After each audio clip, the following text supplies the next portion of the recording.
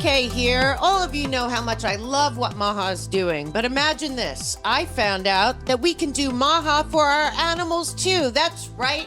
Make animals healthy again. I absolutely love my puppy Emma, and Old Man Skits beyond anything, and I cannot tell you how picky I am with what I give them, whether it's for treats or for the full meal. So when I found Pet Club 24/7, I was all in. It's not only human grade with all natural ingredients, but it packs an incredible proprietary immunosupport for your pets. Emma and Skits seem completely revitalized and full of energy. We have partnered with Pet Club 24/7 to launch MEL Pets to offer you a full line of nutritious, organic, superfood-based treats and meals for your pets. Their proprietary blend of potent mushroom extract and American farm-grown goodness is superior to anything else I've found so far. Besides the uptick in cancer and increasingly short lifespans of our animals, we all know that the harmful toxins and fillers that are going into our food are also going into their food. So, what do? You make animals healthy again with the Mel K Show. Head on over to themelkshow.com and click on Pet Club 24/7 or visit melkpets.com. That's melkpets.com. Your animals deserve it, and so do you. The best family is the healthiest family, and that includes our pets.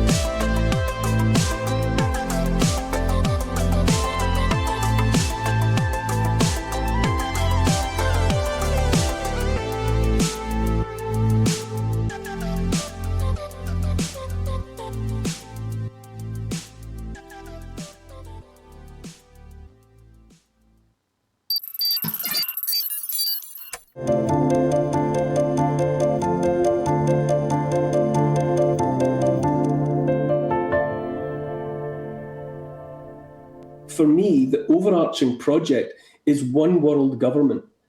The overarching intent is the destruction of 200 nation states around the world, bringing down any semblance of government, taking from people any notion of democracy,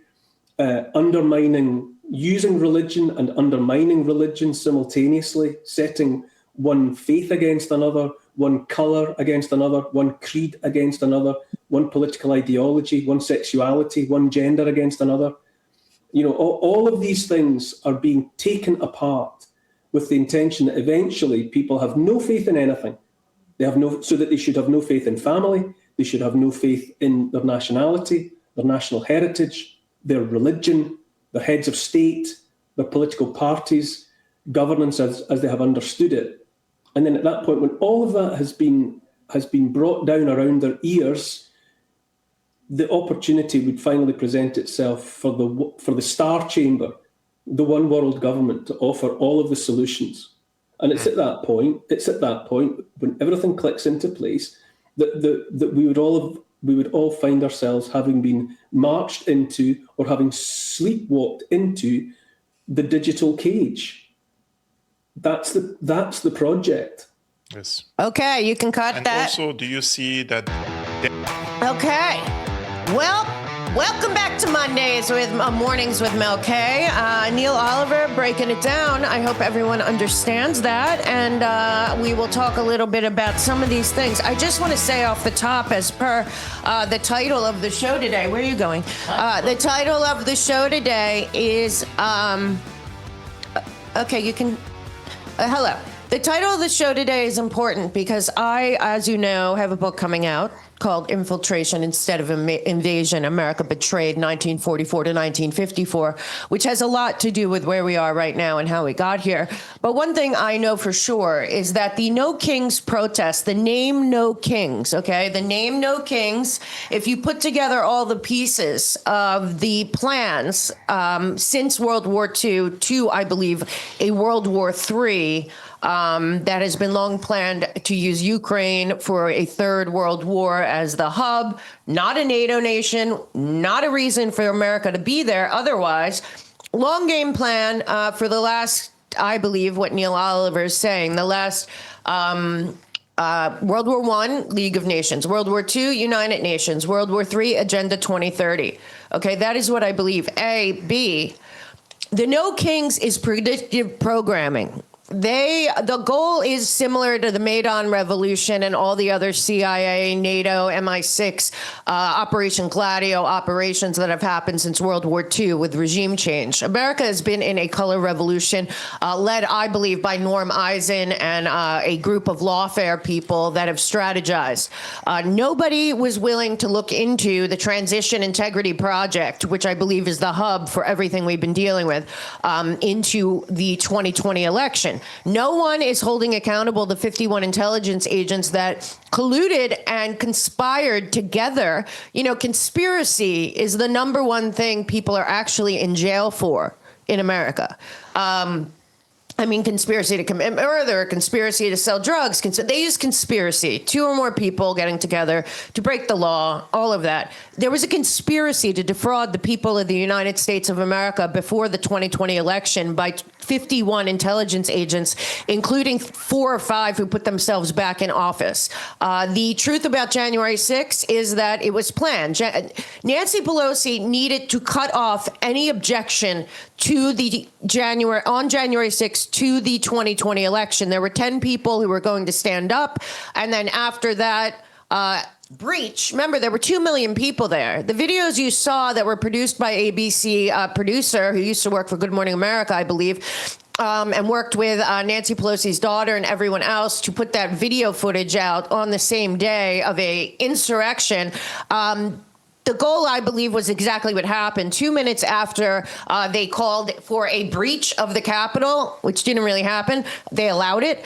Nancy Pelosi suspended all normal procedures for January 6th and certification of the election. Everything was suspended. Therefore, nobody could object, which was going to happen by, I believe, Hawley, Cruz, Blackburn, and 10 other people. Well, subsequently, those 10 people were spied on by our intelligence agencies that do not work for America. They work to protect the architecture that was actually created to control America, regardless who was president, regardless of who we vote for, above our nation, supranational, which I believe the Dulles brothers turned the State Department, the CIA, USAID, National Endowment for Democracy, and a bunch of other things like the Helsinki Commission and all this stuff. None of them, I believe, have worked for the United States of America, certainly not for we the people.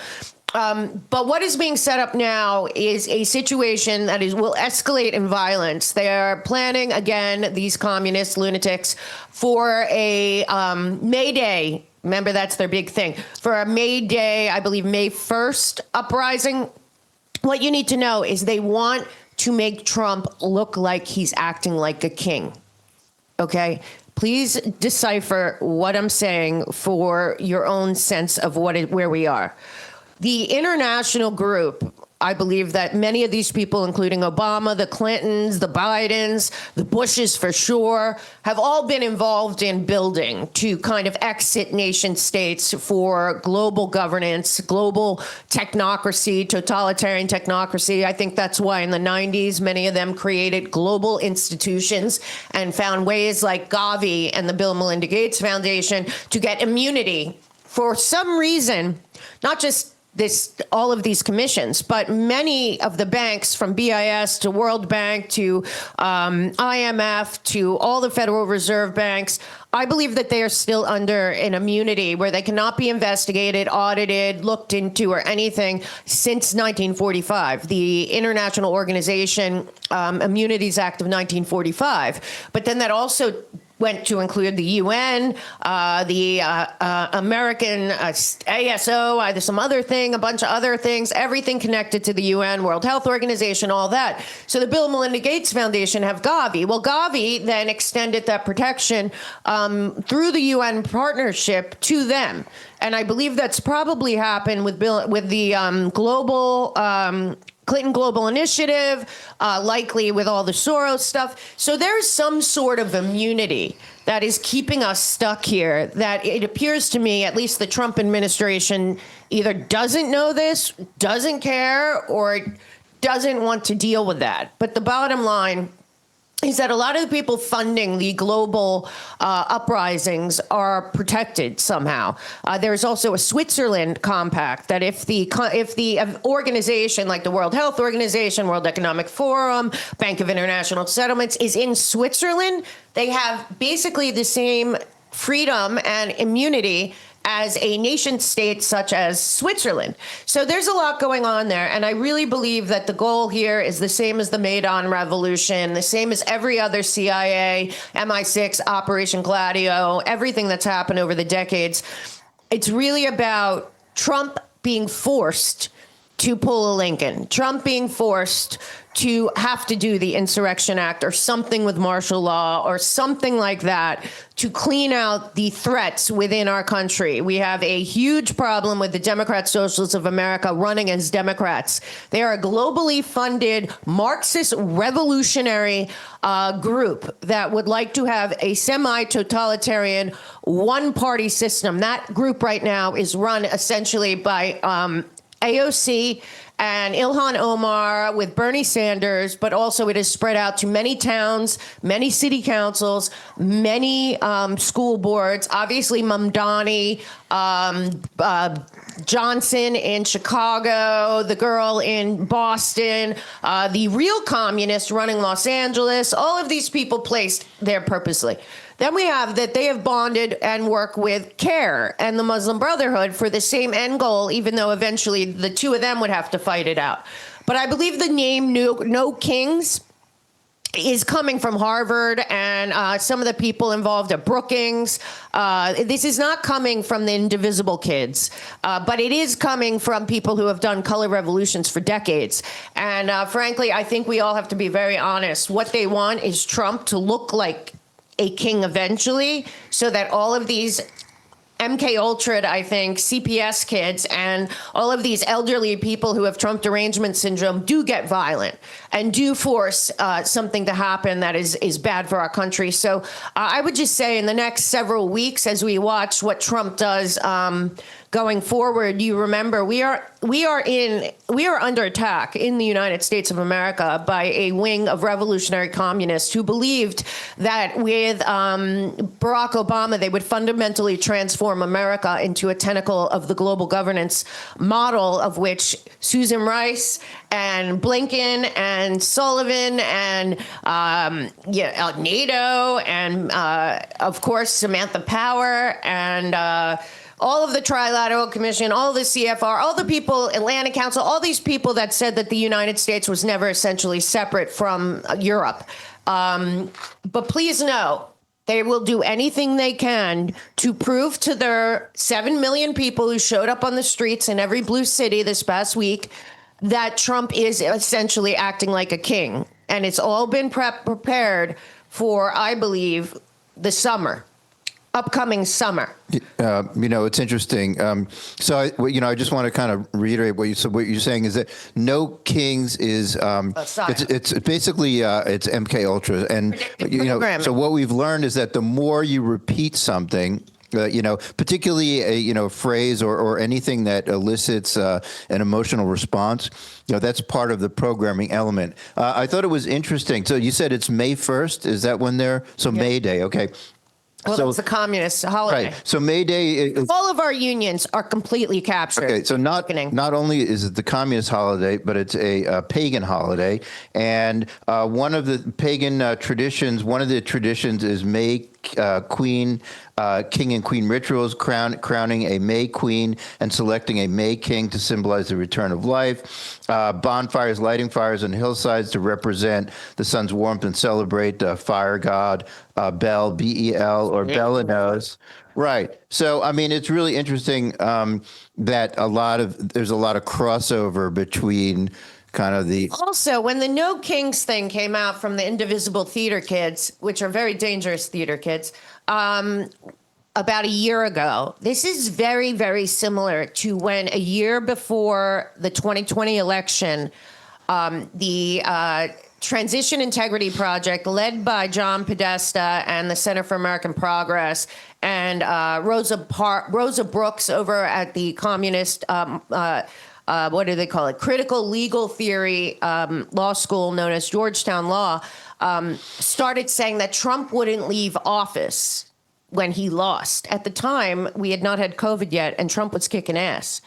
Okay, they predictively programmed an insurrection and planned for it and made sure it looked that way because, of course, we know that Comer put in 10 names that should be charged with the auto pen, and Jeanine Pirro can't get the D.C. District Court to have a jury. Well, yeah, that's because the D.C. District Court is not for America.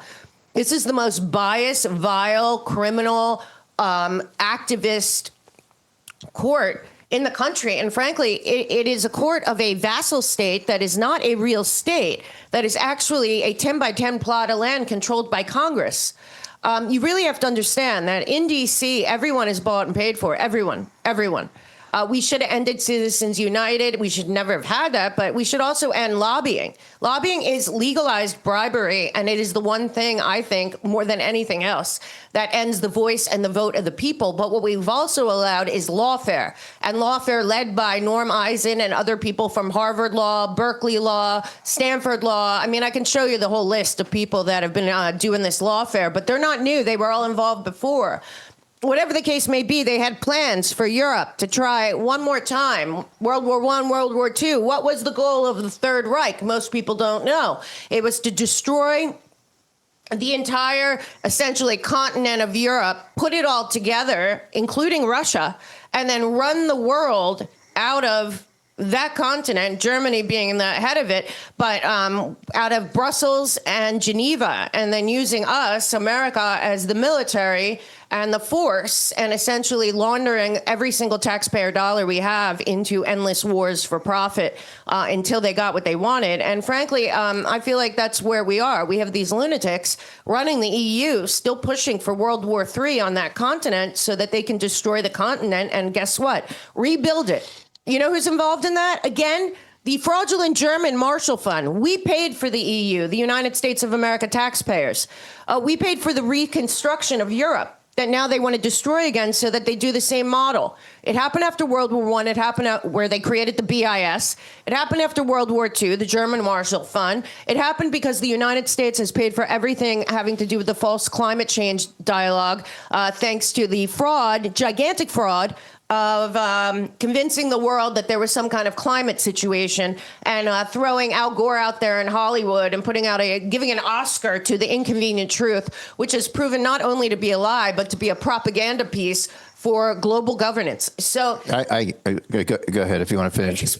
Remember that as we go into the show. Go ahead. So additional color commentary for, it was kind of fun to just doing some oogly googling while Mel was talking. So May Day is celebrated May 1st, recognized as Workers' Day, originating from the 1886 Haymarket Affair in Chicago, advocating for an 8-hour workday. I don't know if many of you probably know about Haymarket books, and so I don't know the exact ties there, but together in Chicago, the home of the Communist Party of America. That was 1886.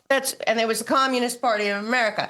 2, May Day is the communist holiday. It's also a pagan satanic holiday, apparently. And 3, Haymarket Books is how they spread their messages, and it's huge. So and it's a publishing company. They have a whole section at Harvard in the bookstore. So all the schools use Haymarket Books. They are socialist, communist books. And that the Haymarket is also the books that were being put in our K through 12. It just seems that the government of the United States of America, the DOJ and the tentacles of the DOJ, don't know as much as many of us. Just like nobody knew about a lot of the things they're saying until Nick Shirley showed the immense fraud. But I do want to say, had they shut down in the beginning, there was plenty of evidence for the DOJ to investigate Act Blue and Win Red. Both of them are billion-dollar corporations that need us fighting each other and need to have the division to continue down this path. And right now, I'm sorry, not only do I believe between now and May 1st, they're going to do everything violent and crazy that they can to make Trump actually look like a king. The whole authoritarian thing that Brookings and Just Security and all them have been pushing for so long, they're going to make it all look like, see, he's a king, he's an authoritarian, he's doing this. It's a plan. It's the same plan Transition Integrity Project had when they told us a year before 2020, before COVID, that Trump wasn't going to leave the White House when he lost. Again, nobody believes that Joe Biden got the most votes in history. Nobody. And the people that do are still pushing it. Anything else you want to say before I go forward? Just on that one thing, so another little funny thing. It says May Day in the USA. It says the U.S. celebrates Labor Day on the first Monday of September, says Britannica. So this is their sourcing. Well, and NPR. Google, and 7 pages. Listen, one thing that's and NPR, and they say largely to avoid the socialist associations of May 1st. Interesting. Which is a lie. Okay. And also, while Rob's saying that, please, everyone out there, take note when you Google how many pages, if at all, it takes to get out of a UN, USAID, or government-controlled or intelligence-controlled information source. Okay, because it's about 6 pages of asking for more results. Google is not a friend of the United States of America, and Wikipedia is a intelligence operation at this point. So I just want to note that for all parents out there that's children are being raised on Google and soon to be AI. There's no other side. Also, Apple is in on this too, which didn't surprise anyone. I need to move forward, but if you have another thing, let me know. No more stuff, but I do, a little bit of housekeeping, just let everyone know. So we did not do the Q&A last night. I will tell you. So what we're going through a technology transition. We're having a new, so. It's been so hard for us. Let me finish. So we appreciate your patience and support. We're going to get it back, but we have a new team that's working on kind of making it so it's not as frustrating for some people. But everything else is continuing to go forward. So we appreciate your support on all of that. And I know you have a lot to get into, so go for it. 30. All right. I get the clock ticking. Okay, I'm just going to play this because I think it's the best way. I'm not going to spend much time on No Kings, but anyone that's telling you it wasn't a big deal is lying, okay? It's not that, first of all, 7 million people coming out shouldn't surprise you. But what should surprise you is what was coming out, A. B, the defense of it. But there are people on the right that are saying it wasn't a big deal. It is a big deal because that's mobilization. We got 2 million people to go to the Capitol that knew that the 2020 election, something was very wrong. Was obviously stolen, rigged, whatever the case may be. Certainly the intelligence people before the election, CSIS, that should be destroyed. I mean, all of it was a disaster. But let's just listen to this clip. I think Scott Jennings, I don't know why he does this. And, they want to leave. All these people want to leave CNN because of Scott Jennings. That should tell you everything. And it's the dumbest people on the stump. The only place worse now is The View. Take a listen. Representative to me of the Democratic coalition. I saw people flying the hammer and sickle in New York City. I saw Hezbollah flags. I saw Hamas flags. I saw Palestinian flags. I saw trans signs. I see weirdo liberal boomers out there. This is pretty representative of the Democratic coalition, and that's who funds it as well, by the way. And so I think if America looks at this and says, what do the two parties stand for? They got it at the No Kings. No, I think if you Americans... 1,000%. I won't even listen to any of the other people there. They're so embarrassing, and they hate... I don't know what's wrong with these people. I really don't. Trump is not going to be here that much longer. And the only thing the left has is hate Trump. It is we will look back on the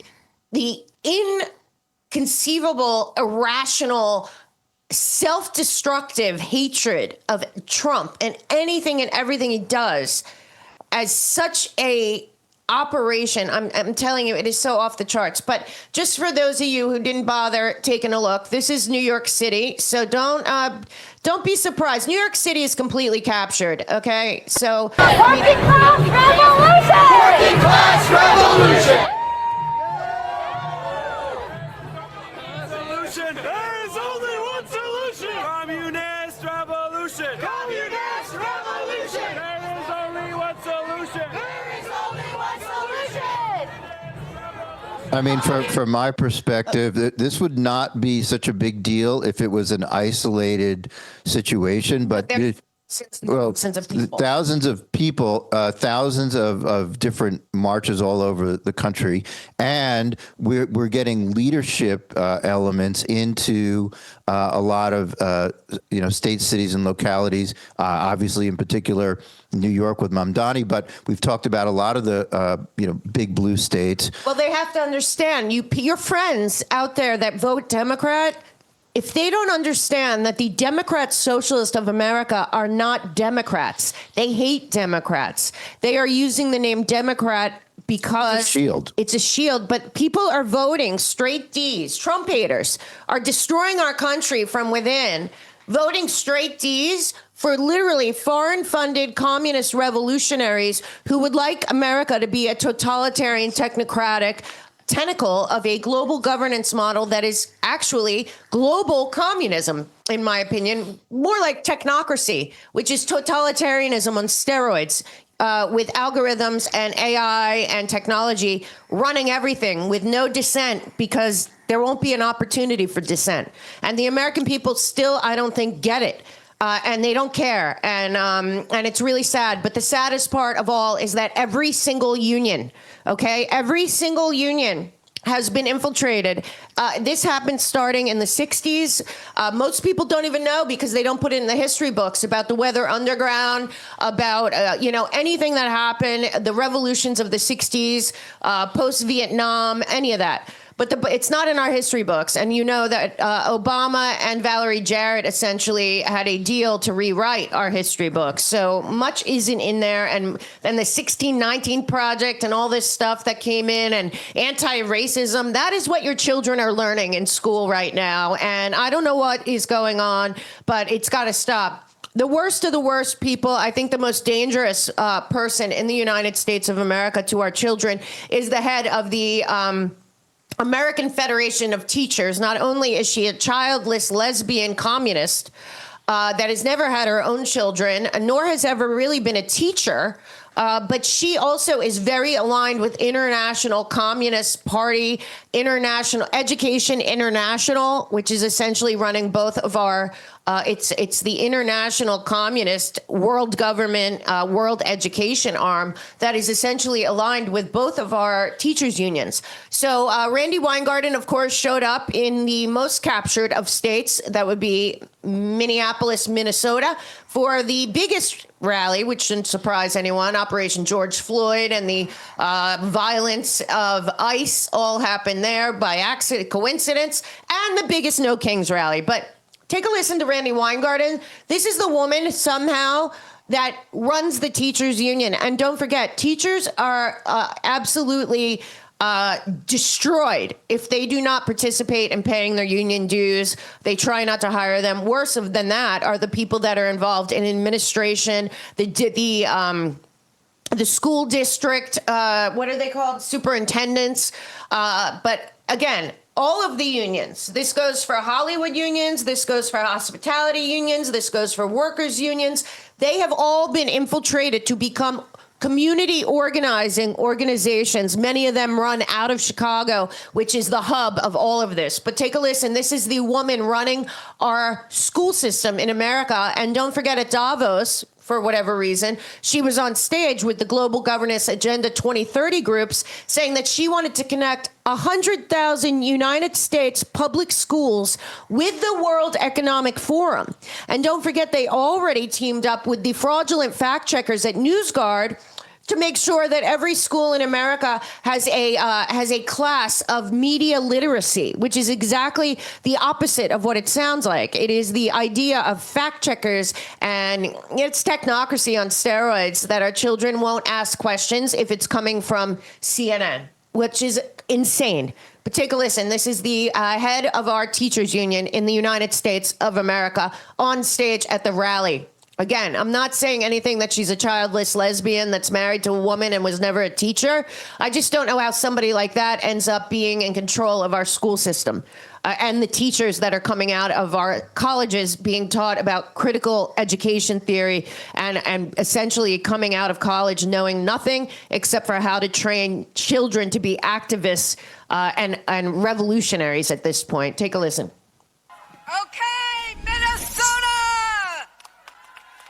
So I know the hour is late, but this has been an amazing crowd, not only here, but all across America, fighting for the promise of America, fighting for a democracy that works for all, fighting against kings or the prospect of them.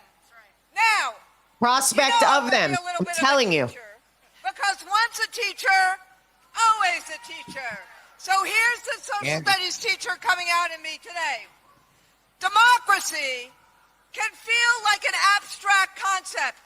Now, not to you, because today in Minnesota, this is what democracy is like. But, why do we say no kings? Because the only way the government acts for the people, listens to the people, responds to the people, solves the people's problems, is if it is a government of the people, by the people, and for the people. That's why standing up and showing up, being in solidarity like millions of us are doing today is so important. It is the only way we can get the government to act in our interests, act in our kids. Okay. You know, can I say something? So we've talked a lot about how they're using our Constitution, our laws, and our kind of our emotional openness against us, right? Principles, our founding, our values. Right, exactly. So we're a republic, by the way. So what they're able to do, what they've done tactically and strategically, is through funding, organization, and rallying, they've created this illusion that the country is massively, in that camp. And on our side, we're not as well funded, we're not as well organized, and people don't come out and make these, big, bold statements very often, as far as getting crowds together and whatnot and organizing. So it's a narrative war. This is what the information war. That is what you're seeing there, and that is what gets elevated, particularly because they own the media. Well, what I'm going to say is that is the head of the teachers union, okay? Our schools of education are the hub of the problem. Okay?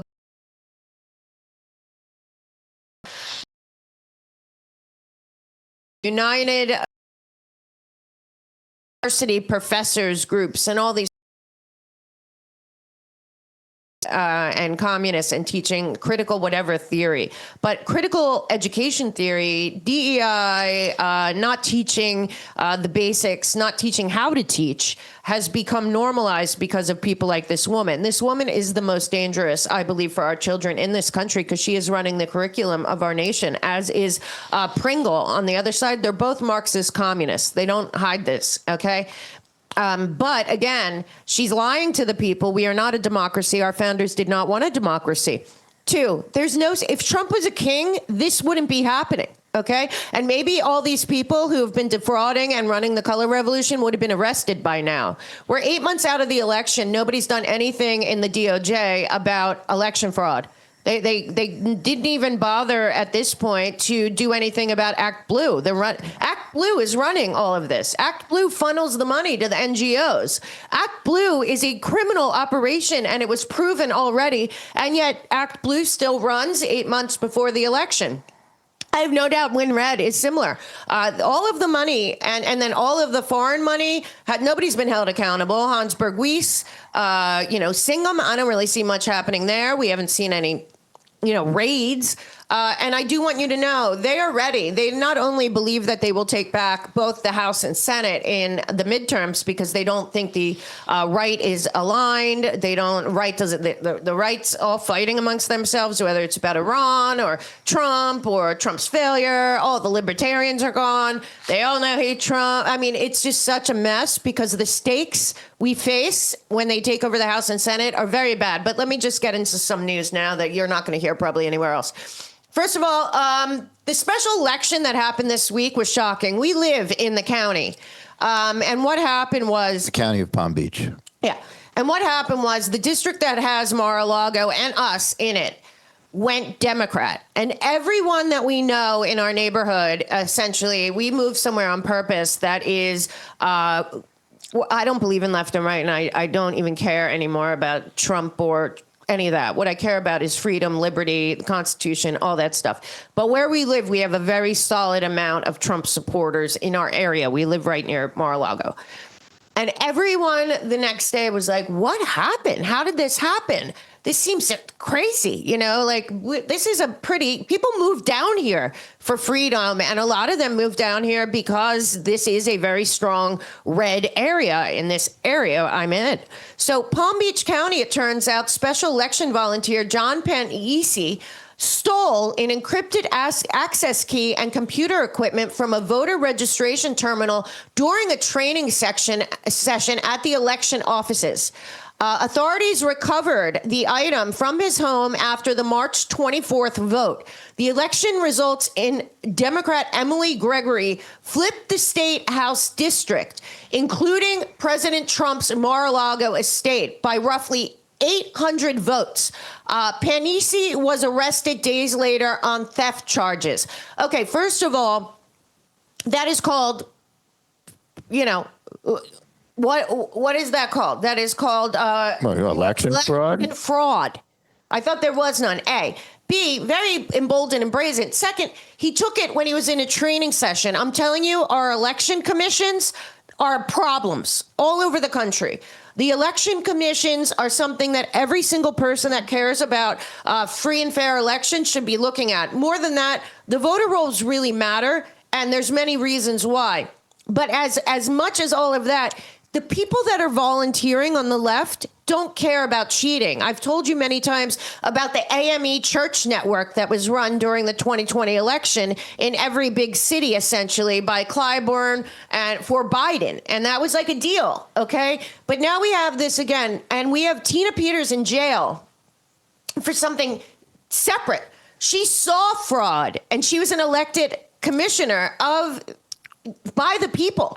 And she wanted to make sure that fraud was caught, and she did that. And she's in jail for 9 years. Okay, so keep an eye on what's going to happen in this situation, but it's not a surprise.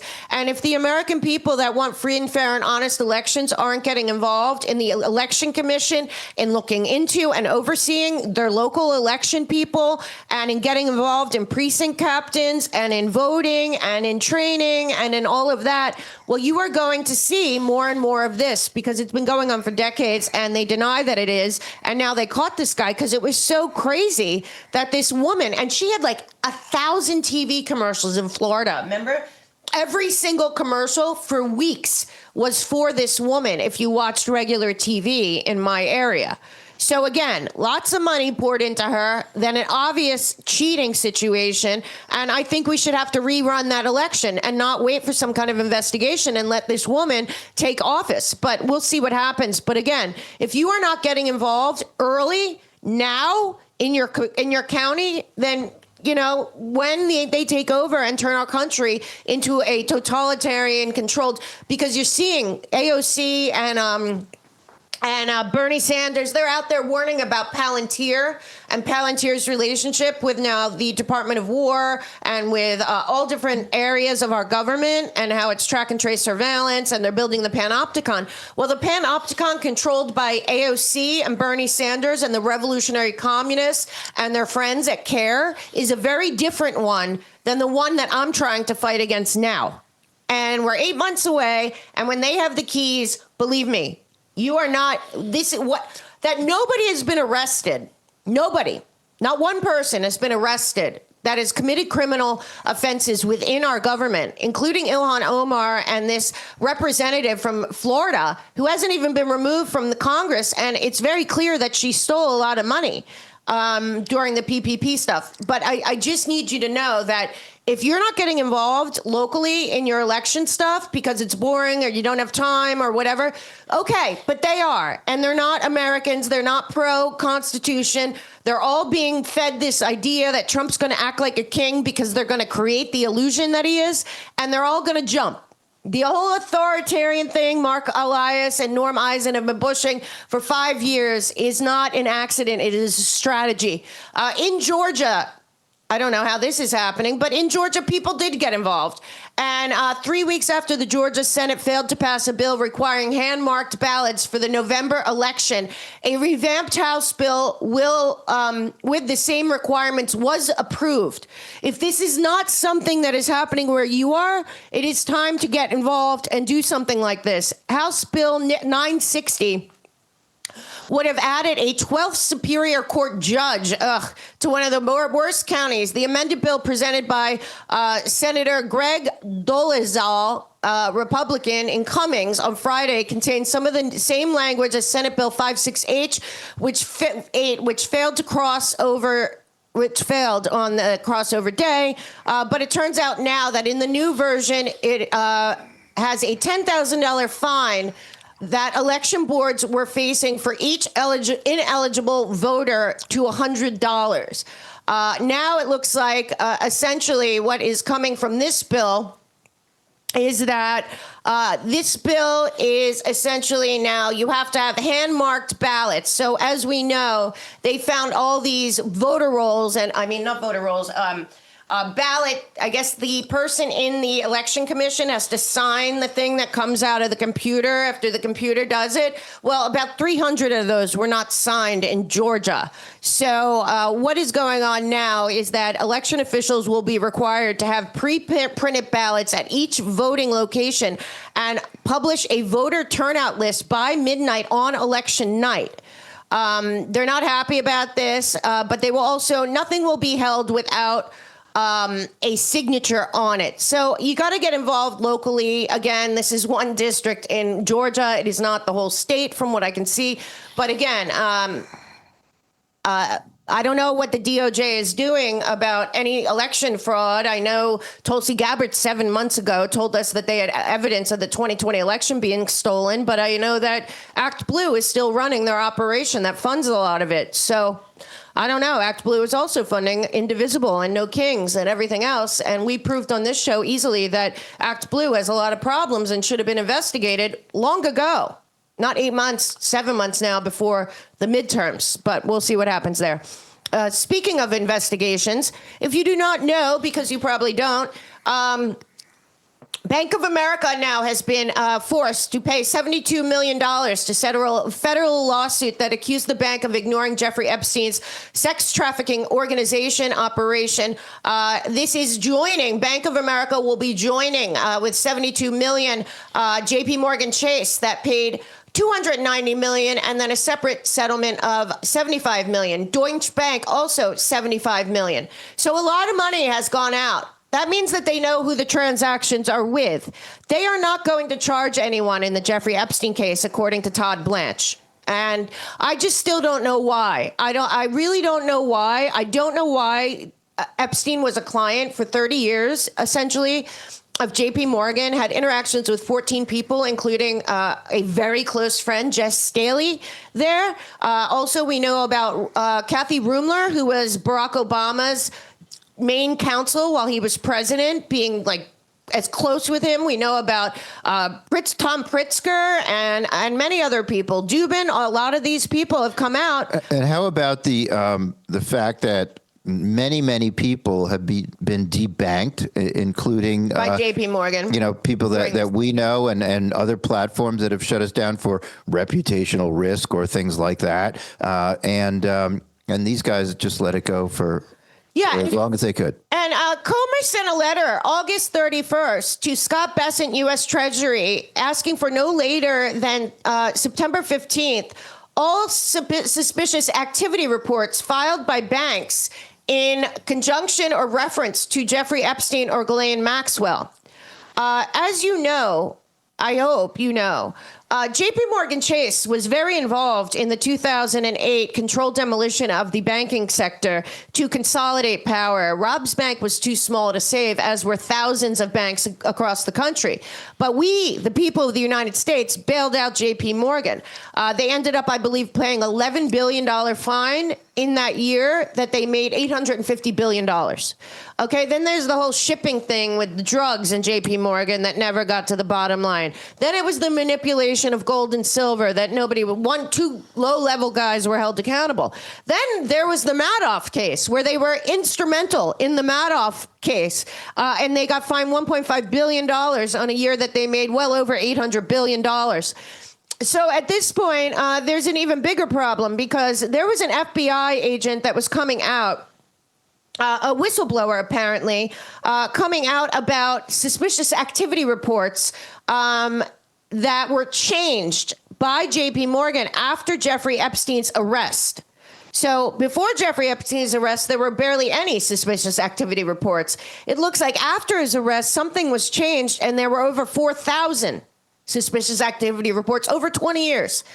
Again, the banks are paying and the people are not. The actual perpetrators, the people trading money, the people knowing about trading money. So now we have 4 banks and HSBC as well that have paid out to the victims money, and the American people still have seen not one arrest involved in anyone that was a client of Jeffrey Epstein or Ghislaine Maxwell. In fact, there's a lot of people that are looking at Maxwell possibly using that to get out of jail. If there were no Johns and there were no, all the victims are getting paid off and signing NDAs. Not all, because thousands of them never came forward because they don't want their lives torn apart. But many of the women, all of the women that you saw trotted out at the Reid Hoffman ad that they put up during the Super Bowl, every single one of them got a settlement and signed an NDA. So again, the government of the United States of America right now obviously knows who was going back and forth. We know about Leon Black. We know about the Dubins. We know about Wexner. We know about many people. Reid Hoffman. We know about all these people. Again, no charges, and Todd Blanche told Stephen Miller's wife, who has a gigantic, very successful podcast, even though I never heard of her before, and she's got a giant account over there at Rumble. I worked my ass off for 6 years, so she's doing way better than me, maybe because Stephen Miller is her husband, but Todd Blanche told her that essentially nobody's going to get charged. So, with no pushback from her. So, I mean, nothing against her, but it just looks weird that Stephen Miller's wife has a gigantic, massive following and podcast, and Laura Trump has a show on Fox, and most of the news that I think is important isn't being said, and when it is, there's no pushback. It just doesn't seem right to me. So I wanted you to know that about the Epstein case. Now, Bessent is doing something I think very good. So he is setting up with J.D. Vance's as you know, J.D. Vance has started a fraud task force. J.D. Vance is the lead of the fraud task force, but working with the Treasury and IRS, both of which are right now led by Scott Bessent. So Scott Bessent has put out that they are launching a new program for tipsters with up to 30% of the fines imposed on criminals trying to bleed the U.S. taxpayer through Medicaid and other Medicare fraud. So apparently, fraud in two of the top programs has topped $70 billion per year. Besson says there's probably $600 billion of fraud in this country every year that has been going on for decades without any oversight, without anyone caring, essentially. So Besson has decided that he will start a program. Individuals located in the United States or abroad who provide information may be eligible for rewards if their information they provide leads to a successful enforcement action that results in monetary penalties exceeding $1 million. Sounds like there's a lot of money to be made. Hey, Mel. Yeah. Maybe it's a little side gig for you. That would be very easy for me, but I certainly don't have the time. But I do have to tell you, essentially, he says 10 to 30% of the proceeds when criminals are slapped with fines of more than $1 million. That is a big deal for a lot of nurses out there and a lot of administrators out there and a lot of people who might have been complicit and should cover their butts because they are going to find this fraud. Now, speaking of this fraud, my mom doesn't like me talking about Neutronics Labs.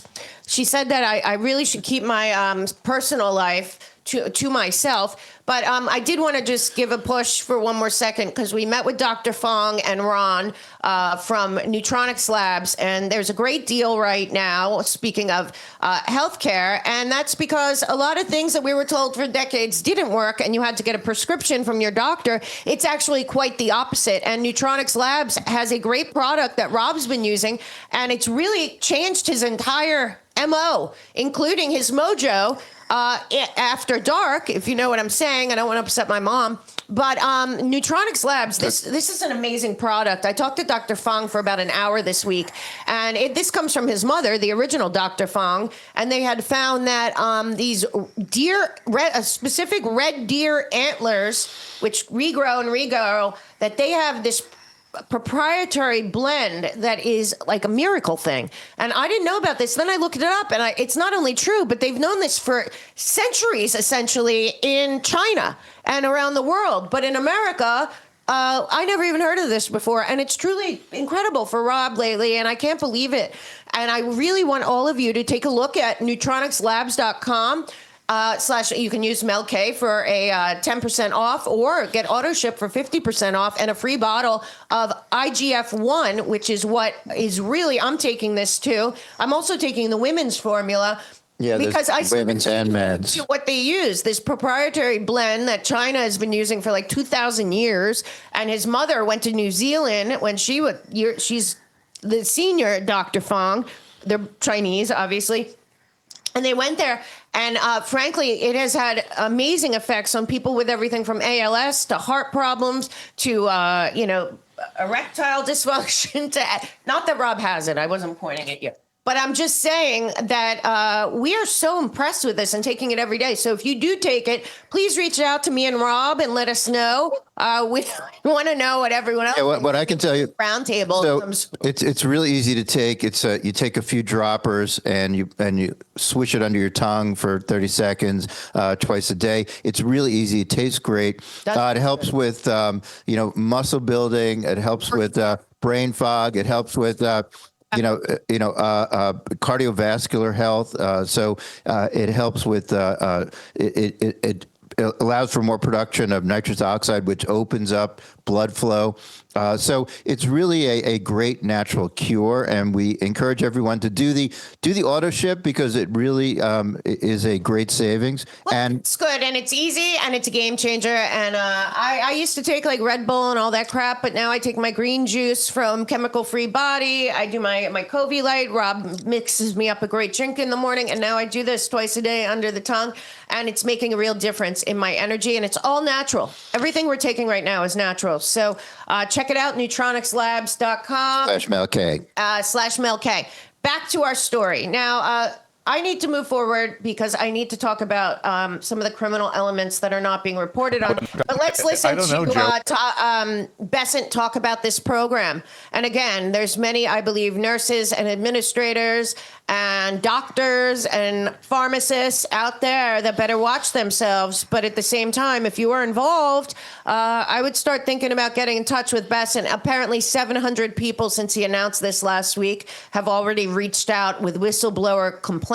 So over $1 million in fraud, you get a percentage. It looks like 10 to 30% of the reward. Take a listen. But it's very exciting. I think it's going to be a great way to ferret out waste, fraud, and abuse, starting in Minneapolis, which has been ground zero. So we are encouraging whistleblowers who know about fraud, people who are stealing from the American taxpayer, to come forward. At Treasury, we're setting up a website, and we will be giving rewards up to 10 to 30% of the fines that we levy. I don't know, Joe, but well, to me, if you're out there and complicit in these, because usually it takes multiple different people, I would save yourself because he's not messing around, and they do have Doge. I also want to pay attention now. I'd like to see that for criminal. Yeah, well, as I told you, and I think it's coming for this as well, John Podesta ran the Transition Integrity Project out of his revolutionary communist progressive NGO called, what's it called? The Center for American Progress. I asked Robbie, never knows. And anyway, that's run right now by one of the women who ran the auto pen that Comer recommended for criminal charges, that there aren't going to be any about the auto pen, apparently, according to what I read. Unfortunately, because that is such a gigantic crime. If John Podesta and his friends were involved in stealing the 2020 election, and then nobody that was in office during those 4 years is held accountable, we sincerely do not have a country. And frankly, it doesn't really matter who's president.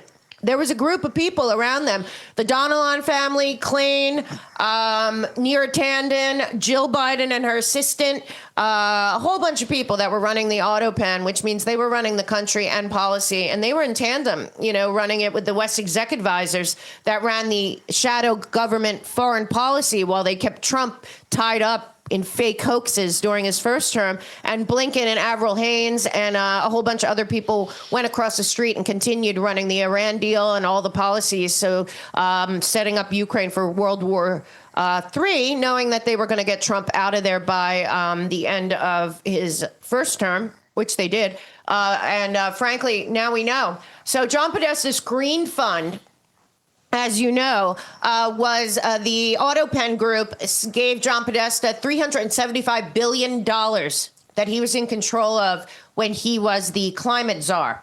Again, this is almost insanity. But the Climate Investment Fund apparently is being investigated. And that is good because something is coming out of Ukraine that we all knew, but nobody could admit it because you would be canceled, censored, or whatever. But the MEL show covered it the entire time if you were watching us. So anyway, $20 billion went into green groups and NGOs. $7 billion went to Maryland, just Maryland. That doesn't even appear in the database. $2 billion went to Stacey Abrams in a NGO that she just started. $100 million went to climate justice, whatever that is. $100 million went to some collective, NDN collective, which is about defunding the police. $50 million went to the New York Immigration Coalition and New Jersey Alliance, which has been fighting to keep illegals in our country and all of that. $50 million went to social and environmental entrepreneurs. $3 million went to the Ella Baker Center to reimagine justice, and on and on and on. I want to remind you right now, this is John Podesta announcing it.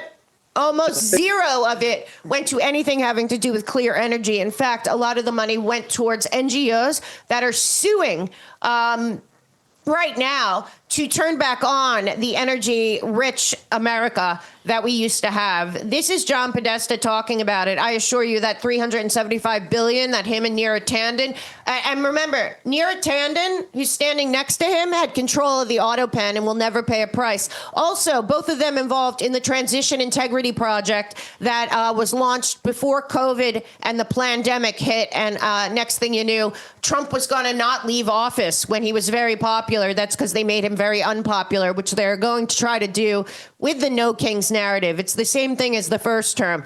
A year before the election of 2020, I remember CIA Mike Pompeo was doing a news conference, and somebody said, well, what are you going to do if Trump doesn't leave office when he loses? This is while the Transition Integrity Project's going on, and everyone in the room was like, what?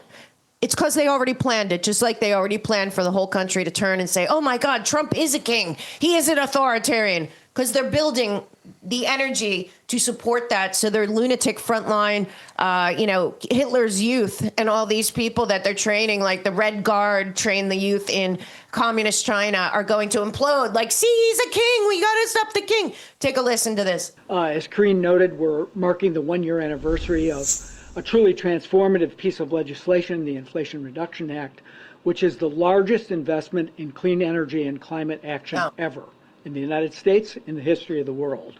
But first, I want to acknowledge that today's event is coming during a time of heartbreak as the toll of extreme weather fueled by climate change is being felt across the country and the world. This summer has brought one climate disaster after another, from extreme heat in Arizona and Texas and across the Southeast to floods in Vermont and upstate New York to thick smoke from Canadian wildfires. And all of us have watched in horror as the Maui fires have claimed over 100 lives, the largest loss of life of a fire in the last 100 years in America. Yeah, but with $375 billion, the climate czar could only give each family in Maui $700 and didn't take care of them, and they still haven't gone home, let alone what's happened in the Pacific Palisades or East Palestine or anywhere else. That's because none of the money essentially went anywhere other than to his friends here and around the world. But worse than that, what we learned this week, not only as the IPCC, which is the fraud behind the climate policy, of course, it started with the Club of Rome and limits of growth and all that nonsense, but essentially it has come out that the entire multi-trillion-dollar edifice of climate policy, net zero mandates, energy rationing, carbon taxes, and global warming narratives have been built on a construct that classical physicists itself declare has zero reality. It essentially proves that the global mean surface temperature that is used by the IPCC, NASA, and climate science supporters is physically meaningless and not a valid scientific measure because classical thermodynamics supplies no unique law-governed way to average local temperatures across a non-equilibrium planet. Again, this is coming out of MIT, not people that don't study this. It has all been a fraud, a money laundering operation. But worse than that, what we have found out about this is that apparently the Biden administration, when they came in, turned off all fraud detection, guardrails because under the guise of COVID and climate change. So essentially, the truth is now that the one of the first tasks of the Biden administration was essentially to turn off any guardrails for fraud in not just in the John Podesta program, but in all of the programs, including the COVID programs, the PPP programs. So there was no fraud detection. What do you want? Okay. Here, our friend from Satellite Phone Store is going to come talk to us in a minute, but I want you to hear what Stephen Miller has to say, then we'll get into it on the other side. I think what's important for Americans to understand about how pervasive and widespread the fraud is. Can you bring in Stephen Miller first and then? Okay, cool. Thank you. For Americans to understand about how pervasive and widespread the fraud is that all of our systems were set up and established for a high trust society. I think that most citizens probably assume that there's some verification process that takes place for the receipt of most federal benefits. The reality is that there is not. This is particularly true in blue states, willfully true in blue states, in which all of these programs are operated entirely on the honor system. No verification takes place before individuals are enrolled in or receive these benefits. So as a simple example, if you're a Somali refugee living in Minnesota, you could lie about how many children you have. You could lie about what your immigration status is. You could lie about your marital status. You could lie about child care. You could lie about disability. You could lie about all these things and many more. And nobody in the state of Minnesota would validate any of these facts before writing you a check. We at the federal government are simply sent a bill from the state of Minnesota for the cost of providing these services in the aggregate. So to take the food stamp program as an example, SNAP, and that of course is administered by Secretary Rollins, we do not know the names of any SNAP recipient in the state of Minnesota. We just get a blank check. We have asked the state repeatedly and tried to compel the state unsuccessfully to turn over their SNAP enrollment rolls so we could ascertain such basic facts as, are these people even legally eligible to receive these benefits? And the state has refused, absolutely categorically refused. And in fact, the state has spent millions of dollars in court for the singular purpose of trying to prevent the state from ascertaining the identity of a single SNAP recipient in the entire state of Minnesota. Think about what this does to public trust, social trust, people's faith in the system, right? Imagine in a community, a working class community in the Twin Cities, say a native Minnesotan who works as a lineman or works as a construction worker, works in any job that requires hard work, dedication, focus, who's worried about his ability to support for and provide his family. And then imagine that he has a neighbor who's a Somali refugee who arrived 2 years ago and has a Mercedes and no financial stress and no worries at all in the entire world and never seems to ever go to work at all because he just went to an office in the state, lied on a piece of paper, and got unlimited free money forever for life. And that is what's happening all over the country. I want to bring in my friend Brett from Satellite Phone Store because I am certain that we are in a color revolution playbook, likely, similar to Gene Sharp, as Norm Eisen has said many times. If you don't know who Gene Sharp is, he wrote the playbook on overthrowing a country, and Norm Eisen often references in his own playbooks that he writes over there for Brookings and one of many NGOs that Norm Eisen works for and gets money from. And we have to understand, I believe that they are setting up for things to get worse and worse and more violent so that they can say, see, Trump is an authoritarian. Trump is a king, when Trump has to be forced to go in and protect the citizens of this country from the uprisings that are coming our way when some of this money is shut off. We all expected it. I expected this summer. So I wanted Brett to come on and talk about some of the things you should have if there is an emergency in your area and you are either they attack the grid, or you can't really leave your area, or something happens like that. There's certain things that you can have at home that the Satellite Phone Store is uniquely able to provide that I think everyone should have. Better safe than sorry. But I truly believe that the color revolutionaries that are not being stopped by the Trump administration will be gearing up towards May 1st. And again, they have convinced at least 7 million people, it appears, that Trump is a king or some kind of authoritarian, which, of course, these people would be in jail that are pushing that if that was true. So, Brett, thanks for joining me. I got the sense that I'm right about what is happening here. I have been along the way when it comes to the color revolution we've been in since 2016. I watched the guys that put together the strategy, and I see Norm Eisen and what he's doing. So I'm pretty sure that we are going to have multiple situations upcoming that are much more violent, but this week was the beginning with the No Kings 2.0. So what do you see, and what are some of the things that you have there at the Satellite Phone Store that everyone should have if there is a violent event in their area and they're told to stay home, and if there is an attack on what's happening now, which is on refineries or on water treatment plants. There's just so much craziness that's not being reported. I know. Hey, how you doing? It's wild. I'm glad we're still talking with everything going on. It's only a matter of time. It does seem that way. I mean, for a color revolution, I recommend a bulletproof backpack because there's going to be a lot of shots downrange. And if you go to satnews123.com right now, type in MEL, sign up for our free app. I'm giving away 2 of these things. Awesome. It's $200 each.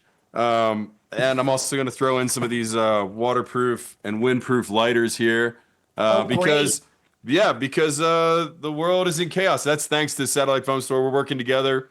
You know, we have phones, bivy sticks, backpacks. We got solar generators. We got everything you need. The problem is people aren't realizing how serious a position we are. Like where we're at globally, you know, it's an infrastructure war right now. It's an energy war. It's a communication attack. I mean, we're watching grids go down. We're watching, you know, oil refineries. Like you just said this morning, what was it? The Kuwaiti water, you know, the biggest supplier of water to Israel just in Kuwait just got exploded. So now like you're out of drinking water.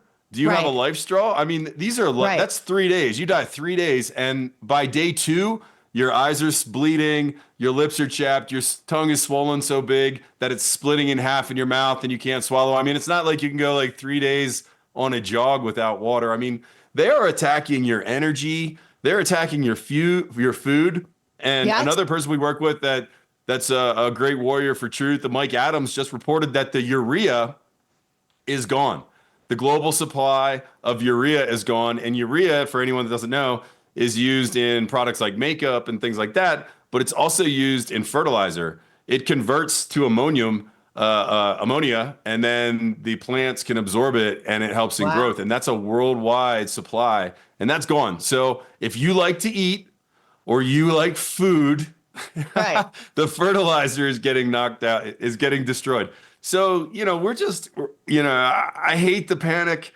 I hate the panic in part of this, but we're watching an attack on your family, on your community, on your ability to eat, your ability to be free, you know, and communicate. Yeah. I mean, communicate, because we don't live all on the same farm anymore. So, you know, I'm just encouraging everyone to really take a real good look around your home, around your community, take an assessment of your family, of your skills, of your equipment, and of your supply and your supply chain. What do you need? How much of it do you have? And where's it coming from?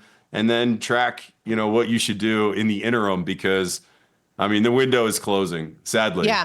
Sadly. You know, it's interesting because Stephen Miller, with the video that we just watched, he said something to the effect of that, we're set up for a moral injustice. He didn't say that exactly, but a moral unjust society, right? And when kind of this stuff hits the fan, right? A lot of that stuff goes out the window, and if you're dealing with people that don't have that moral fiber, it's gonna get a lot worse. We've all seen The Walking Dead, and we don't really want to go there. But I want to say something, because this is something else. I don't know if you saw it, but Mamdani and his communist comrades in New York, they are suggesting shutting off the lights in New York City at 11 p.m. Yeah. Did you see this? At 11, curfew.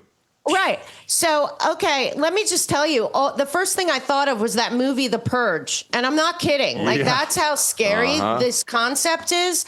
And they're actually saying it. So Mamdani is a Democrat Socialist of America / Muslim Brotherhood Care, who's already basically shut down streets for Muslim prayer. They're letting the 5 times a day Muslim prayer out loud all over New York.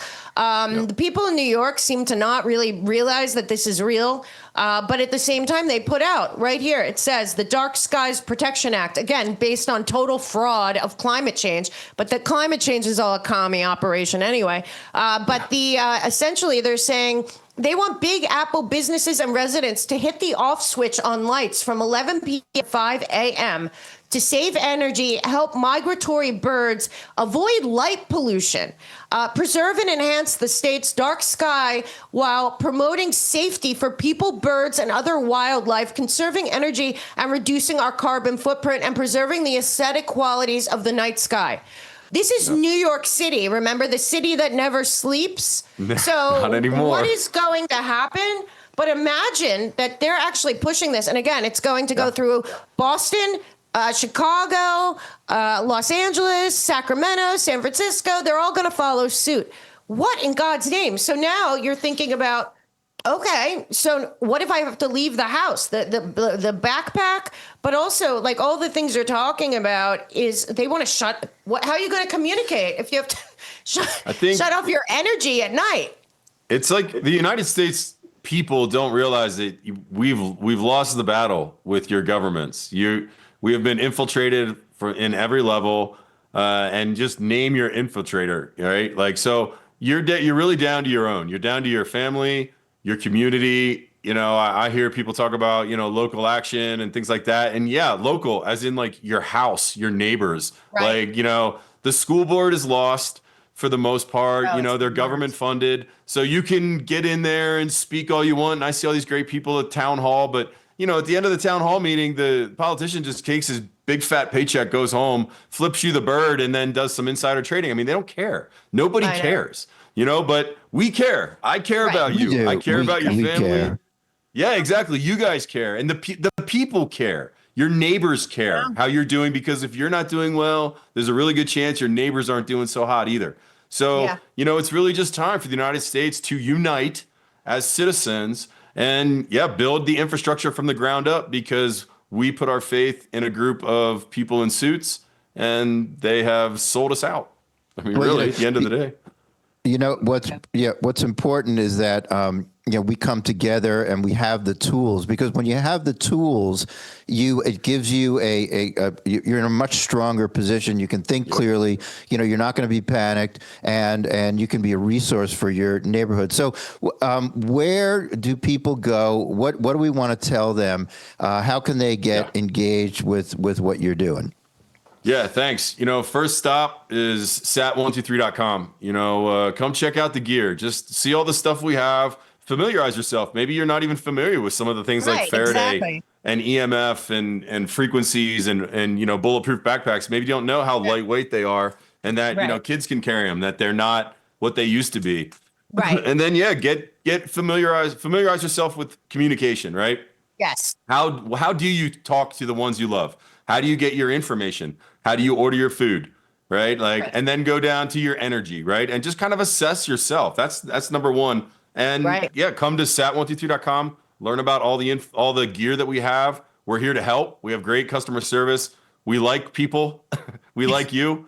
You know, we're fond of you, and we want you to live. So we sell you gear that keeps you alive. So that would be first stop. Second stop would be satnews123.com. Yes. Excuse me. And that's where you enter to win. Yeah. Yeah. That's where you enter to win the one of two bulletproof backpacks. And that's where we send all the information to that great satellite device that you got. So, but yeah, first stop, sat123.com. Come check us out. Come learn a little bit and get your family prepared. 100%. Thank you, Brett, so much. We love you guys. And thank you for being a partner and a supporter of the show. When you go to sat123.com/MelK, it helps the show. It helps you. And you will have a lot more safety and security. And again, you have to be the hero of your own story and your own home and your own community. And all of us can do that. So go there now. And I'm jumping back in. So if you don't know, speaking of fraud, it has come out, not that we haven't known that, we all saw every single person in our government not only vote to send $200 billion to Ukraine, but send $200 billion that was not allowed to be audited or watched or anything else. And of course, at John Solomon has broken on, he broke it on Friday, but he talked about it quite a bit at, I guess he went to CPAC. I think it's worth listening to, but apparently the Democratic Party was funneling money through the billions, $200 billion we sent to Ukraine back to the DNC for the 2020 for election, and it looks like the midterms. But take a listen to what John Solomon is reporting right here. Here we go. Trump derangement syndrome is most of it. It's astonishing to me that the Democrat Party is on the side of crime, drugs, human trafficking. Yeah. Bring in all the terrorists you want, bring in all the cartels you want, and vote for us. Yeah. Yeah. And still vote for them. They expect that.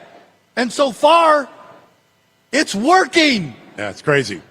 It's crazy. Oh. These blue cities are just extraordinary.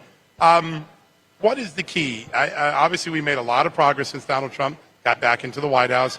Crime is down. Sanctuary cities are feeling a little bit of the pain. There is a law on the books called the Alien Harboring Act. It basically says if you're holding someone and the government has the right to take them because they're an illegal alien, you're committing a felony. Why doesn't the federal government pull that law out and start arresting some of these sheriffs and mayors doing it? I agree. General, please start doing criminal investigations on all sanctuary states and cities. Okay, that was the wrong clip, but it was good for the story before. Now I would like to report that $200 million in U.S. taxpayer money was shifted through USAID under, of course, Samantha Power, who should have been brought in front of the American people long ago for the trillions of dollars she has sent overseas. And also, don't forget, she was the main joiner of Barack Obama and Susan Rice, who signed the United States onto the nation-state ending global governance plan called Agenda 2030 in 2015, when she was essentially Barack Obama's right hand in color revolution and regime change. Then she went under the auto pen and ran USAID, sending trillions of dollars around the world to God knows where, into black holes for the same thing. But 200 million has been identified that went through USAID that was sent back to the United States from Ukraine in order to fund Joe Biden's re-election in 2024. Both China and Ukraine are both targets of investigations from laundering U.S. taxpayer dollars to create fake IDs and ballots being the biggest deal, folks, helping the Biden campaign steal the 2024 election when they believed Joe Biden would still be the candidate. But what's worse is we all were questioning how, in fact, Kamala Harris, when she was put in, not voted in, as the candidate to replace Joe Biden, raised $1 billion in 3 months and spent all of it and then went into debt. Well, it looks like that money was actually coming from Ukraine. So this is the right clip of John Solomon. Take a listen. The United States government, the National Security Agency, intercepted conversations of President Zelensky's government in Ukraine in 2022, late 2022, conspiring with federal workers at the USAID to come up with a plan to take $200 million of USAID money. That is your money, folks, taxpayer money, route it through a series of transactions, move it into the United States, and launder it into Joe Biden's 2024 campaign and the Democratic National Committee. We have the intercepts for the first time. Tulsi Gabbard's team was willing to declassify them. There is now an investigation underway, beginning with USAID, to look at who was involved, whether any crimes were committed, and if that is the case, to refer that to the FBI in the next few days. Those declassified documents up at justthenews.com. You can go check about it today. Members of Congress have been clamoring all day to get their hands on the documents. I expect Tulsi Gabbard to make a statement later tonight on where things are evolving in her investigation. But we've gone from the era of weaponization, where the primary tool was using prosecutors and FBI agents to disable Donald Trump and his followers and all the good people around him, to now potentially conspiring with foreign powers to have an impact on our elections. We had the Ukraine stuff this morning, and remember what we told you 3 weeks ago. Proof from the FBI that China sent thousands, tens of thousands of driver's licenses to the United States with fake names to get fake ballots to vote for Joe Biden in the 2020 election. Those aren't my words. Those are the words of the FBI informant in the FBI documents that we made public a few months ago. So China possibly conspiring with Joe Biden and the Democrats, and now possibly Ukraine. 2 investigations underway. We're going to keep you apprised of that right now. The United States. I mean, what happens there? But I want to actually dig into this a little deeper. As you know, Joe Biden, as I believe, Ukraine has been used since the 90s as a tool for this third world war that I frankly was planned before the end of the Second World War by the people in my book, Infiltration Instead of Invasion. But if you don't know that, the Ukraine plan was actually, the Obama plan was actually the Brzezinski plan and Kissinger plan and not Margaret Thatcher, what's her name? Who was the other lady? I can't remember. I know Rob won't know. But I want to show you something again. If you don't realize how much George Soros has been involved in everything since the USSR fell, particularly Ukraine. Again, Ukraine's not in NATO. They convinced us that Ukraine was our problem. It wasn't. It was promised that Ukraine would not ever become part of NATO because NATO was supposed to end, but it was getting too close. Also, that Donbass region was traditionally Russian.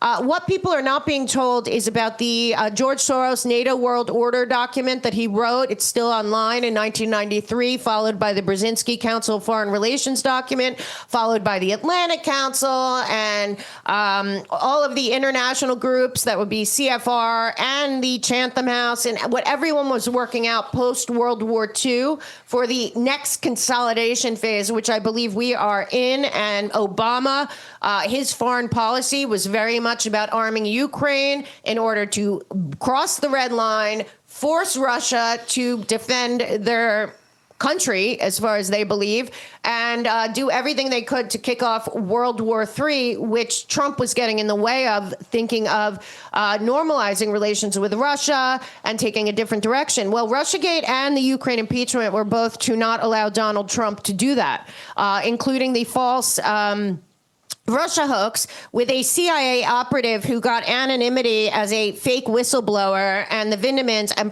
particularly that Ukraine embassy was a hub, plus the CIA operations put in there. But I just want to remind you of this. If you do not remember, George Soros blatantly saying that he had been planning essentially in Ukraine before the USSR fell. And again, the borders of Ukraine are also suspect and I believe have something to do with George Soros. And if you think of Soros, just think international banking cartel. But I'd like you to just remember this clip when everything's unfolding, as you watch how much George Soros was involved in everything in Ukraine and much more, and the Helsinki Commission and all these people and what really happened in Ukraine and the massive money laundering. So take a listen here to some history that you have not been told. George Soros, pleasure to have you on. Same here. First, on Ukraine, one of the things that many people recognized about you was that you, during the revolutions of 1989, funded a lot of dissident activity, civil society groups in Eastern Europe, in Poland, the Czech Republic. Are you doing similar things in Ukraine? Well, I set up a foundation in Ukraine before Ukraine became independent of Russia. And the foundation has been functioning ever since. And it played an important part in events now. Do you think Ukraine will be able to assert a kind of independence from Russia and an alignment with the West, not a specific alignment as in NATO, but a kind of orientation toward the West, or will the Russians always stop them? No, Putin will try to destabilize Ukraine. The foundation has been functioning ever since, and it played an important part in events now.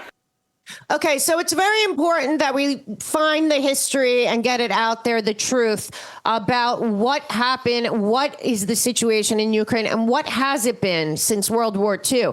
Not just that, these are the same, what you saw on the side of the screen was the Maidan Revolution, and John McCain, Lindsey Graham, Payot, Newland, they were watching that from above and cheering it on. What really happened there was that the duly elected president by the Ukrainian people was going to normalize relations with Russia rather than going towards the EU and NATO.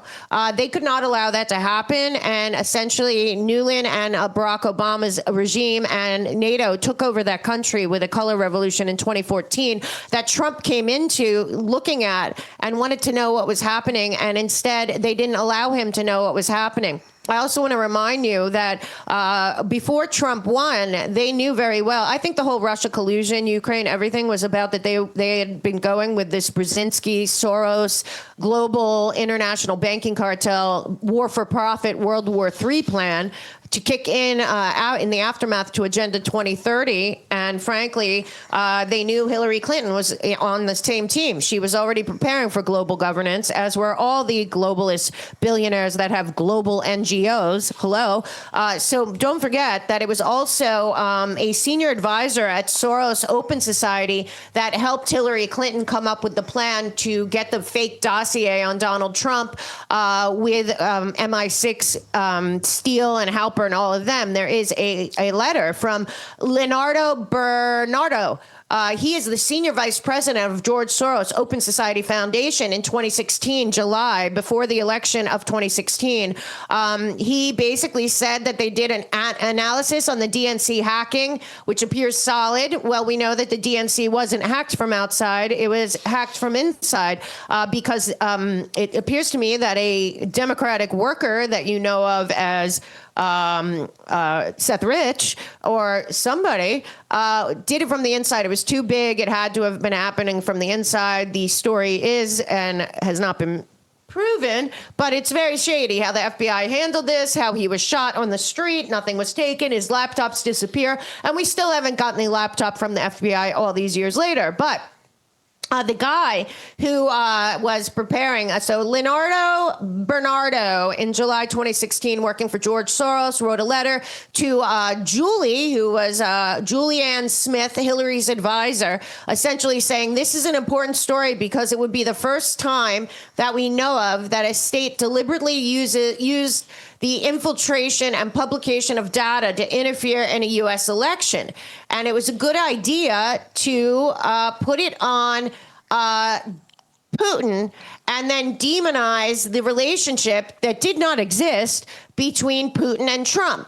Julie says it will be a long-term affair to demonize Putin and Trump. Now it is good for a post-convention bounce. Later, the FBI will put more oil into the fire.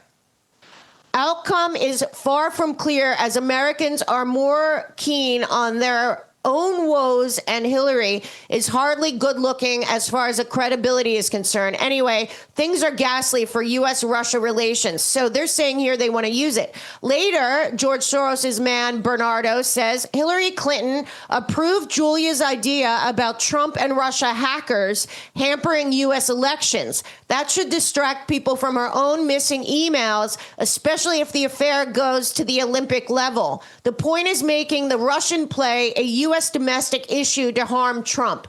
Okay, so that's them getting in the way. Now we're hearing more about the money laundering operation that was going on there. But it's very important to understand that this is connected to the CIA. It is connected to color revolutionaries. It is connected to many other things. And we will talk tomorrow because I really don't have enough time to go into that. But I do want to remind you about one person that it continues down this path, and his name is, of course, Norm Eisen.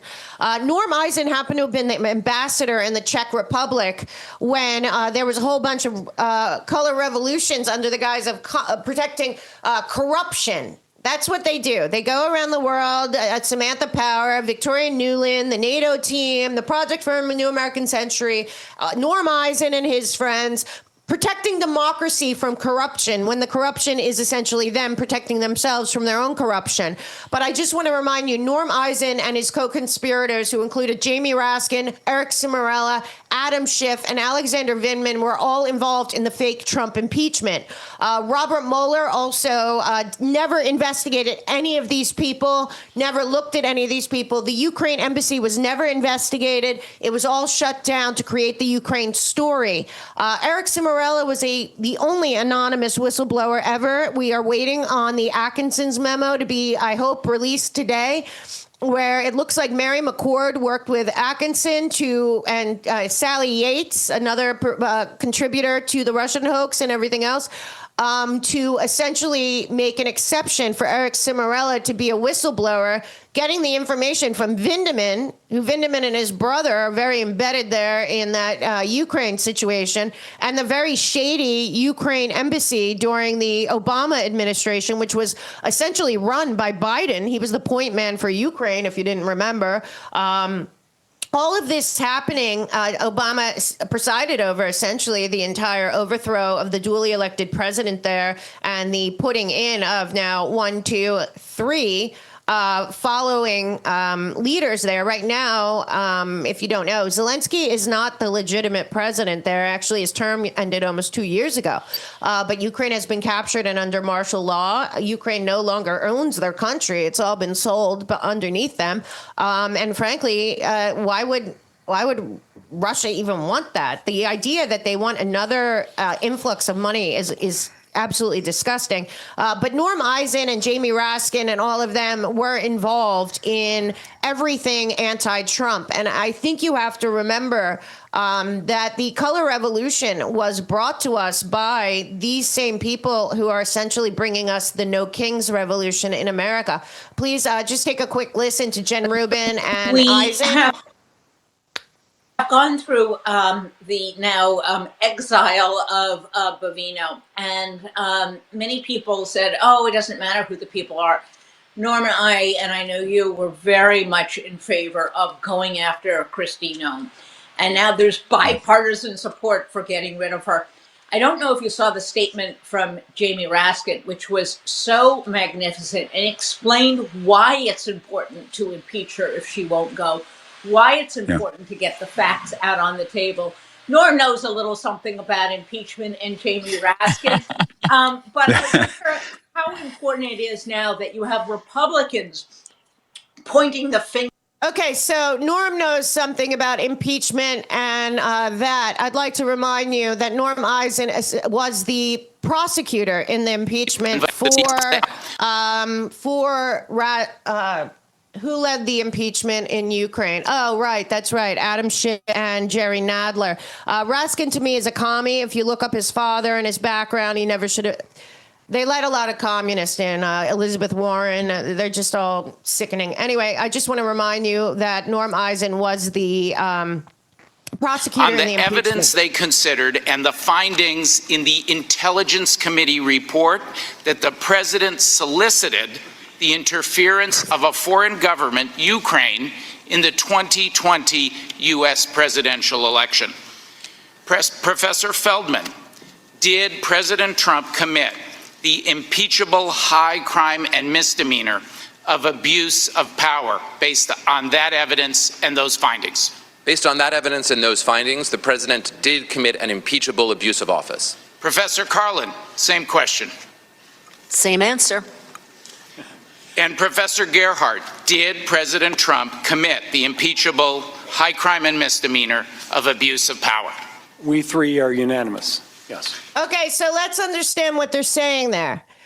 What they're saying is that the duly elected president of the United States was told that the Biden family was involved in firing a prosecutor looking into charges of corruption by the Biden family he's the president of the United States at this time. He's being told that the Joe Biden and all of them were involved with Burisma and that the prosecutor had evidence of all kinds of crimes involving oil and gas from the entire Obama administration, Clinton's, Pelosi's. Donald Trump, we heard the phone call, okay? He just wanted to know what the story was because it looks like the United States under Joe Biden interfered in an investigation in Ukraine, the opposite of what they did in the impeachment. And that would mean that our government with Joe Biden did something to end a prosecution or an investigation into criminality by Burisma and got the prosecutor fired. So what they were charging Trump for, which was fake, was actually what Joe Biden did. And I'll just remind you right here. So essentially, Joe Biden interfered with the inner workings of a prosecution in the nation of Ukraine because they were investigating Burisma and the relationship between Burisma, his son, a former CIA head, Pelosi's family in the oil and gas. Who was the other one? Kerry's son, Heinz, and another partner of Joe Biden's son. And Donald Trump wanted to know if the United States had interfered in any way that got the prosecutor fired and the investigation shut down. That was what Donald Trump called about. That is what Norm Eisen and those three liars said was an overreach of his power. No, the president, he's the president at this time, wanted to know. This is still trying to get 2020. This is before the 2020 election, obviously, the Ukraine impeachment. So they're doing anything they can to get rid of Donald Trump. And then they were forced, I believe, to steal the election. But take a look at what Donald Trump was actually asking about and what happened. It just happened to be that was the assignment I got. I got all the good ones. So I got Ukraine. And I remember going over convincing our team or others to convincing us that we should be providing for loan guarantees. And I went over, I guess, the 12th, 13th time to Kyiv, and I was supposed to announce that there was another $1 billion loan guarantee. And I had gotten a commitment from Poroshenko and from Yatsenyuk that they would take action against the state prosecutor, and they didn't. So they said they were walking out to press conference. I said, no, I said, we're not going to give you the $1 billion.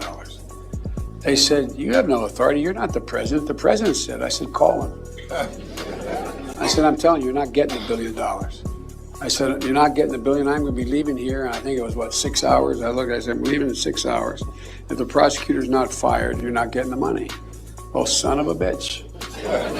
Got fired. Okay, so remember that was what Donald Trump was calling about. You can't interfere with another country's investigation into their own corruption and hold back money that was promised by the president of the United States if you don't fire somebody. And both of those presidents were removed for Zelensky because those were the two presidents Victoria Nuland chose. And as I've shown on the show many times, Victoria Nuland admitted not only were we running the judiciary and the CIA was all embedded there, and West Exec Advisors was still making deals to send weapons and everything to them. The West Exec Advisors was still working with people on the Iranian deal while Donald Trump was in his first term. By any means necessary, they had to get rid of Donald Trump. They had plans for Ukraine that he was getting in the way of. And those plans would lead to the next consolidation of power, Agenda 2030, after the full destruction of Russia and Europe again, and then lead to the money laundering that goes after World War I, World War II, but this time in the trillions. And they could not let Donald Trump get in the way. And frankly, more than hating Donald Trump, I think a lot of this has a lot more to do with bigger plans than that. So keep all this in mind. I have so much more I could do, but that is it for today. So just remember, everything that you are hearing has a longer story. Nothing is out of a vacuum. And frankly, none of this has very much to do with the person Donald Trump. Almost all of this has to do with a post-World War II supranational architecture run by international banking cartel, global public-private partners, and an international military money laundering operation. And that doesn't even include the CIA, MI6, and possibly Mossad international intelligence operation that we also have paid for.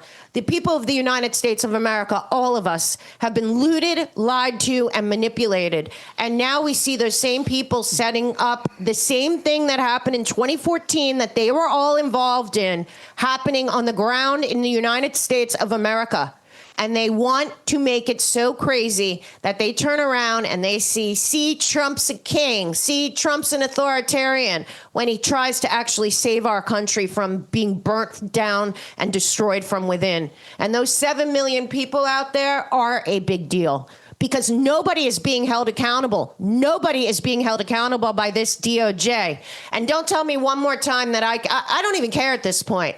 Pam Bondi and Todd Blanche have plenty of evidence against the Transition Integrity Project, against the Ukraine operation, against Act Blue, against all of these NGOs, against West Exec Advisors for treason and sedition and many other things that continues to this day. But as long as Norm Eisen and his friends are out there, Nothing is going to change, folks.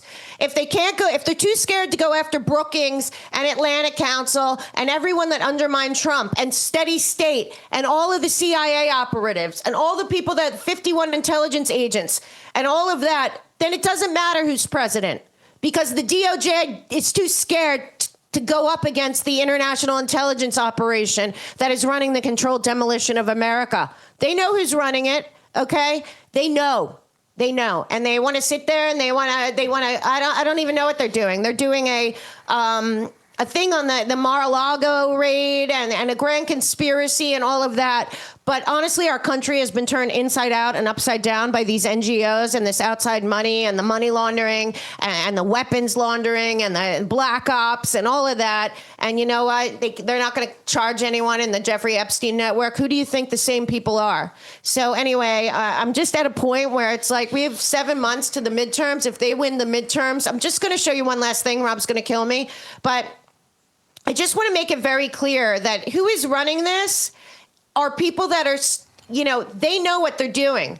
The day after the midterms, if we lose both sides, because the right and libertarians and Maha and MAGA are all in shambles and nobody's showing up at CPAC and the Trump administration isn't making it clear that they're going to go after people who have destroyed this country from within, from the NGOs to the players to anyone else, that it's all about getting the Russiagate people, but not the people that destroyed our country from within. Norm Eisen is going to, they already have impeachment articles for Trump, but they're going to arrest every single person in his family, every person in the Witkoff family and the Lutnick family and Jared Kushner and everyone within months of taking over the Senate and the House. They're going to indict these people. They're going to go after them.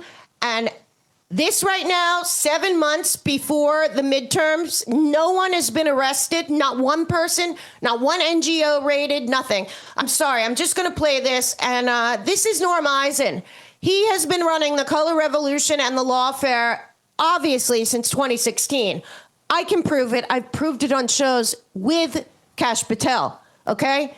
And Brookings and Atlantic Council and CISA. So I will leave you on this. This is Norm Eisen telling you exactly what they're going to do after they steal the midterms, because nobody's done anything about Act Blue or ended the filibuster or pushed the SAVE Act or gotten nominees into judgeships and prosecutions and all of that. Nope. John, and I believe that Thune, Tillis, McConnell, they're waiting out Trump.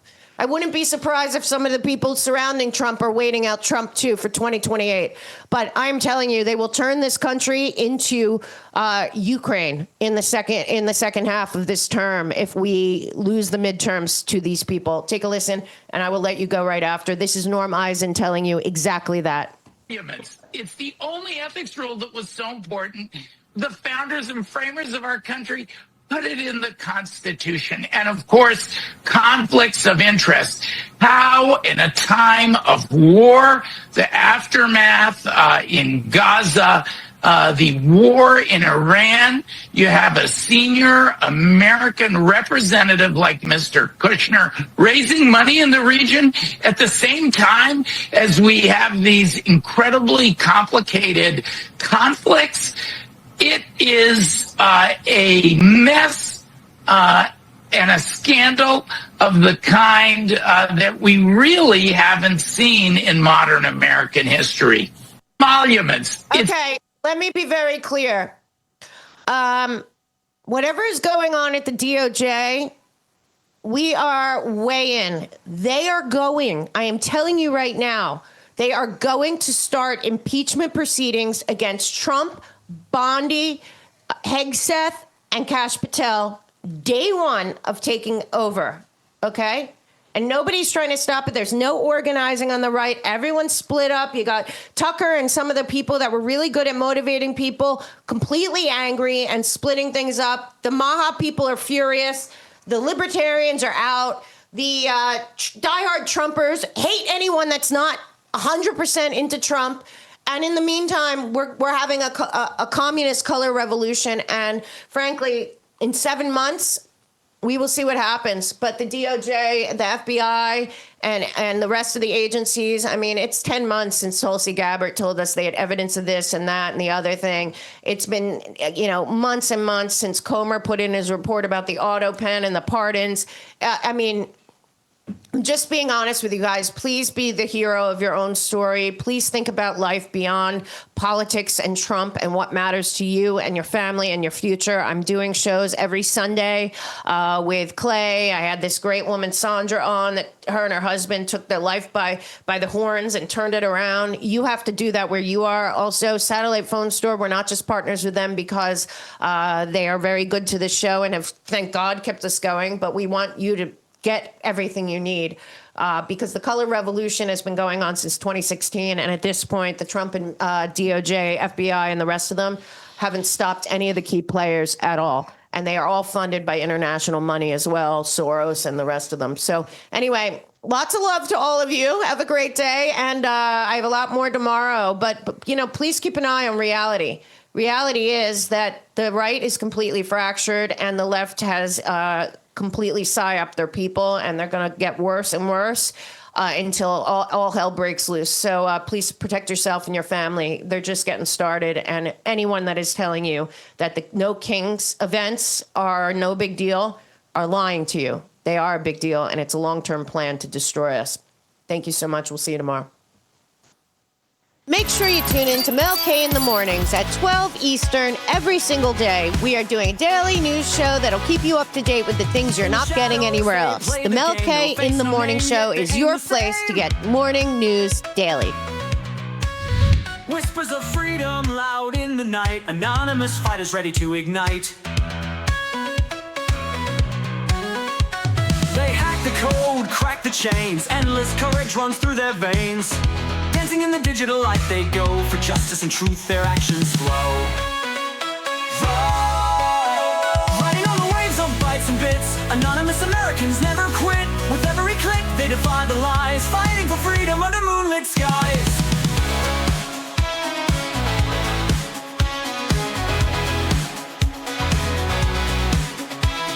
Mask on screens but hearts are clear. Facing fears with no doubt, no tear. Invisible heroes in the cyber fight for a future that's bold, shining.